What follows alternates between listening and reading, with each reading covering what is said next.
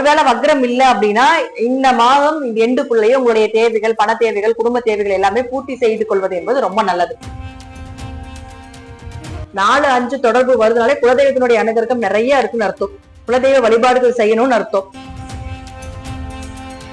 But 5ல் ஒரு கிரகம் இருக்குது, 5ல் அது ஒரு பெண் கிரகமோ ஆண் கிரகமோ ஏதோ ஒண்ணு இருக்குது அப்படின்னா அந்த தெய்வம் நம்ம கூட இருக்கும்னு அர்த்தம்.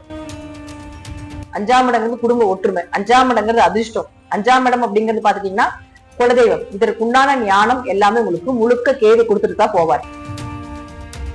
அது உங்களுக்கு இருக்குதோ அல்லது உங்க குழந்தைகளுக்கு இருக்குதோ, உங்க குடும்பத்துல யாருக்கு இருந்தாலும் கொஞ்சம் கவனமாக இருந்து கொள்ள வேண்டும். 6க்குடையவர் 6ஆம் வீட்டில் இருக்கும் பொழுது கண்டிப்பாக உங்களுக்கு கடன் சார்ந்த விஷயங்கள். 7ல் சூரியன் இருந்தா ராசியை பார்க்கும், அது வளர்ச்சி, உங்களுக்கு வளர்ச்சி. பட் திருமண வாழ்க்கையில கொஞ்சம் ஸ்ட்ரகிள் கொடுக்கும், கொஞ்சம் கணவன் மனைவிக்குள்ள கருத்து வேறுபாடுகள். மகர ராசிக்காரங்கள் பாத்தீங்கன்னா முழுக்க முழுக்க உங்க வீட்டுல இந்த மாதம் சாம்பிராணி புகை போடுவீங்க இல்லையா, அது சனிக்கிழமை முடக்கத்தான் கீரை பொடின்னு வாங்கிக்கோங்க.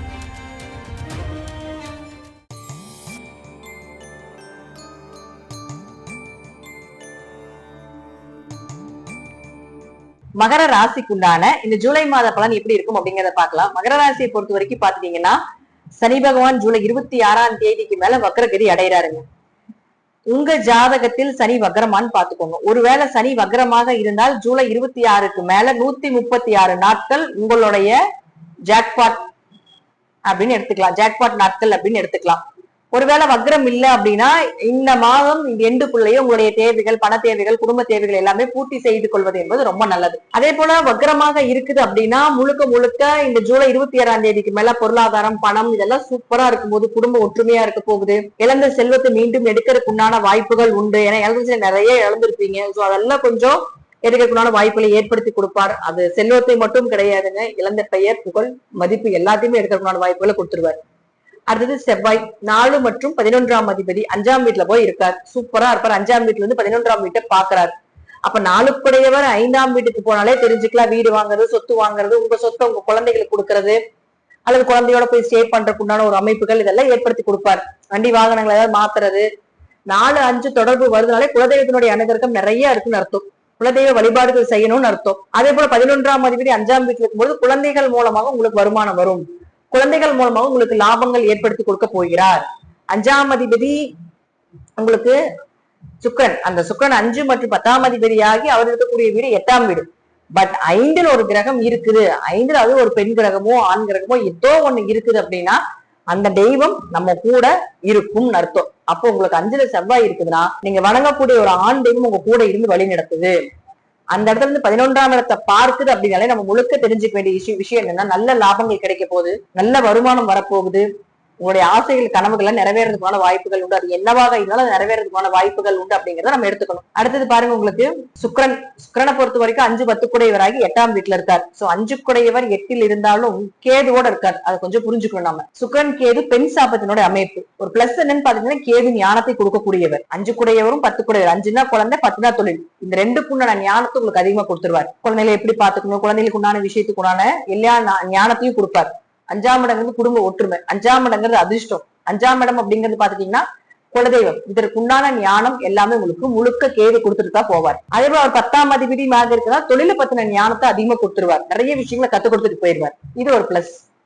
இதே மைனஸ் என்னன்னா இந்த சுக்கிரன் கேது சேர்க்கை அப்படிங்கிறது பெண் சாப அமைப்பு. ரொம்ப கவனமா இருக்கணும். சனி பாக்குது, அவமானப்படுத்திடு இந்த டைம்ல. அப்போ ஆணாக இருந்தால் பெண்களிடமும், பெண்ணாக இருந்தால் ஆண்களிடமும் கவனமா இருந்தது. உங்க ஜாதகத்துல சுக்கிரன் கேது, சுக்கிரன் ராகு, அதே போல பாத்துட்டீங்கன்னா சுக்கிரன் வீட்டுல ராகு கேதுகள் இருக்கிறது. இன்னும் என்னன்னு கேட்டீங்கன்னா சுக்கிரன் சாட்டுல ராகு கேதுகள் இருக்கிறது, ராகு கேது சாட்டுல சுக்கிரன் இருக்கிறது. இதெல்லாம் பெண் சாப்பிட்டு அமைப்புகள் கொடுக்கும். இப்படி இருந்தால் கண்டிப்பாக அது உங்களுக்கு இருக்குதோ அல்லது உங்க குழந்தைகளுக்கு இருக்குதோ, உங்க குடும்பத்துல யாருக்கு இருந்தாலும் கொஞ்சம் கவனமாக இருந்து கொள்ள வேண்டும். பழக்க வழக்கங்களை கொஞ்சம் கவனமா இருக்கணும். யாருகிட்ட பேசுறீங்க, புதிய நபர்கள் பேசுறாங்க, பிடிக்கிறாங்க அப்படின்னா அதெல்லாம் கொஞ்சம் கவனமா இருக்குது. ஏன்னா சனி பார்க்கறதுனால கண்டிப்பா ஒரு அவமானத்தை ஏற்படுத்தி கொடுக்கும். ஏன்னா 8ஆம் இடத்துல இருக்கனால ஆல்ரெடி 8ஆம் இடமே அவமானத்தை கொடுக்கக்கூடிய ஒரு இடம் தான். சோ அதுல பார்த்து ஒரு புதிய நபர்கள் சேர்க்கை ஏற்படுது, புதிய நபர்கள் தொடர்பு வருது அப்படின்னா ஏதாவது ஒரு வகையில உங்களுக்கு வந்து ஒரு இழப்புகளை கொடுத்தும் அப்படிங்கிறத காட்டுது. ஆனா தொழில் வளர்ச்சி, தொழில் ஞானம் இதெல்லாம் ஓரளவுக்கு நல்லா இருக்கும். புதுசா இன்வெஸ்ட்மெண்ட் பண்ண வேண்டாம் இந்த காலகட்டங்கள்ல. அடுத்தது மகர ராசிக்கு பாத்தீங்கன்னா புதன் தன்னுடைய சொந்த வீட்டுல மிதுன வீட்டிலேயே இருக்காருங்க. அது வக்கரகதியில் இருக்காரு. அவர் யாருன்னா உங்களுக்கு 6 மற்றும் 9ஆம் அதிபதி. 6க்குடையவர் 6ஆம் வீட்டில் இருக்கும் பொழுது கண்டிப்பாக உங்களுக்கு கடன் சார்ந்த விஷயங்கள் நிவர்த்தி ஆகும். கடன் அடைக்கிறதுக்கு ஒரு வாய்ப்புகள் கிடைக்கும். அது வக்கரமாக இருந்து விட்டால் நிச்சயமாக கடன் அடைக்கிறது, ஒரு வேலை வாய்ப்புகள் கிடைக்கிறது, வேலையிலிருந்து வந்த பிரச்சனைகள் எல்லாமே விலகிறதுக்கு உண்டான ஒரு வாய்ப்புகள், அப்பா மூலமாக உதவிகள் கிடைக்கிறது, அப்பாவினுடைய பூர்வீக சொத்துக்கள் கிடைக்கிறது, இதெல்லாம் உண்டு. உயர்கல்விக்காக வெளிநாடு போறது, உயர்கல்வி சார்ந்த விஷயத்துல நீங்க எடுத்து குரூப் எடுத்து படிக்கிறது, இதெல்லாம் சூப்பரா இருக்க போகுது. அதே போல மகர ராசி 30 வயசுக்கு இருக்கக்கூடிய மகர ராசிக்காரர்கள் கண்டிப்பாக திருமண சார்ந்த விஷயத்துல கவனமா இருக்கணும். ஏன் அப்படின்னு பாத்தீங்கன்னா உங்களுக்கு சூரியன் அப்படின்னு சொல்லக்கூடியவர் 8ஆம் அதிபதியாகி 6ஆம் வீட்டுல இருக்காரு. இப்போ உங்களுக்கு தேவை வேலை மட்டும்தான், படித்த படிப்புக்கு உண்டான வேலை அது நல்லா கிடைக்கும். அதே போல சூரியன் 16ஆம் தேதிக்கு மேல 7ஆம் வீட்டுக்கு வருவார். 7ல் சூரியன் இருக்கும் பொழுது திருமணம் சார்ந்த விஷயத்துல கொஞ்சம் கவனமாக இருந்து கொள்ள வேண்டும். ஏன்னா அவர் 8ஆம் இடத்துல இருக்காரு. கணவன் மனைவிக்குள்ள கொஞ்சம் கருத்து வேறுபாடுகள் வர்றது, புதிய திருமணம் செய்யறதா இருந்தா இந்த மாதம் எல்லாம் கொஞ்சம் பொண்ணு மாப்பிள்ள பாக்கல கொஞ்சம் அவாய்ட் பண்ணிக்கிறதா நல்லது. 7ல் சூரியன் இருந்தா ராசியை பார்க்கும், அது வளர்ச்சி, உங்களுக்கு வளர்ச்சி. பட் திருமண வாழ்க்கையில கொஞ்சம் ஸ்ட்ரகிள் கொடுக்கும். கொஞ்சம் கணவன் மனைவிக்குள்ள கருத்து வேறுபாடுகள், நண்பர்கள் உறவினர்களுக்குள்ள பார்ட்னருக்குள்ள கொஞ்சம் கருத்து வேறுபாடுகள் கொடுக்கறது, இதெல்லாம் பேச்சுவார்த்தையில ரொம்ப கவனமா இருந்துக்கணும். ஏன்னா அங்க குரு இருக்காரு. குருங்கிற ஒரு ராசியை பார்க்கறனால எவ்வளவு பிரச்சனை இருந்தாலும் தப்பிச்சுக்கலாம். பட் இருந்தாலும் கொஞ்சம் கவனமாக இருந்து கொள்வது நல்ல. 2 பேரும் சூரியனும் குருவும் சேர்ந்து பார்க்கறனால சிவ ராஜ யோகம் மகர ராசிக்கு அக்யூரேட்டா 100க்கு 200% வேலை செய்ய போகுது. சிவராஜ யோகம்னு என்ன? ஆண் வாரிசு பெருக்கிறது, சிவன் கோயில் கட்டுறதுக்கு உண்டான வாய்ப்புகள், பழம்பெருமையான சிவன் ஸ்தலத்துக்கு போயிட்டு வர்றது, அப்பா சொத்துக்கள் கிடைக்கிறது, பூர்வீக சொத்தை எடுத்து உங்க சொத்து ஆக்கிறது, இதெல்லாம் சிவராஜ யோகத்துக்கு வரும். சோ அது உங்க ராசிக்கு இருக்கிறதுனால இந்த மாதிரி ஏதாவது ஒரு மூவிங் இருக்குதுன்னா தாராளமாக அது பண்ணலாம். இப்ப தீர்த்த யாத்திரை நிறைய போறதுக்கு உண்டான வாய்ப்புகளும் உண்டு. அதே போல உங்களுக்கு புதன் 12ஆம் இடத்தை பார்க்கறதுனாலே கண்டிப்பாக குடும்பத்தோட சேர்ந்து போயிட்டு வர்றது, அப்பாவோட சேர்ந்து போயிட்டு வர்றது எல்லாம் இப்பெல்லாம் உண்டு. ஸ்பெஷல் அப்படின்னு பாத்தீங்கன்னா இந்த சிவராஜ யோகம் இருக்கும் பொழுது கண்டிப்பான பழமையான சிவனாலயத்துக்கு போய் வழிபாடுகளை செய்யும் பொழுது பெரிய யோகத்தை உங்களுக்கு அது வாரி கொடுத்துரும். பெரிய யோகத்தை அது கண்டிப்பா செஞ்சே தீரும். பண வரவு, பொருளாதார வளர்ச்சி, இதெல்லாம் உங்களுடைய பரிகாரம் எல்லாம் சூப்பரா வேலை செய்ய போகுதுன்னு அர்த்தம். குரு 7ல் இருந்தாலும் என்ன பரிகாரம் பண்ணாலும் வேலை செய்யுங்க. சூரியனோட சேர்ந்து இருக்கும் பொழுது, ஏன்னா சுக்கிரன் கேது சேர்க்கை ஒரு பாதகத்தை கொடுக்குன்னு சொல்லியிருக்கேன். அந்த சுக்கிரனுக்கு வீடு கொடுத்த சூரியன் 7ஆம் இடத்துல இருக்கும்போது நீங்க பரிகாரம் பண்ணும்போது அந்த சுக்கிரன் கேது சேர்க்கை கூட உங்களுக்கு சரியாயிரும் அப்படிங்கிற அமைப்புகளும் உண்டு. சரி, இந்த மாதம் மகர ராசிக்காரர்களுக்கு செய்ய வேண்டிய பரிகாரங்கள் என்ன அப்படின்னு பாத்துட்டீங்கன்னா, முழுக்க முழுக்க ஃபர்ஸ்ட் சொன்னதுதான். பழமையான சிவன் ஸ்தலத்துக்கு ஒரு 5 லிட்டர்ல இருந்து ஒரு 10 லிட்டர் சுத்தமான செக்கு எண்ணெய் வாங்கி கொடுங்க. சுத்தமான எண்ணெயா வாங்கி கொடுக்கணும். கடையில வாங்கக்கூடிய டூப்ளிகேட் எண்ணெய் வேண்டாம். சுத்தமான செக்குல ஆட்டின எண்ணெய் பழமையான சிவாலயம், பழமையான சிவாலயம் நிறைய 1000 வருஷம் 2000 வருஷம் பிரசித்தி பெற்றதெல்லாம் இருக்குது.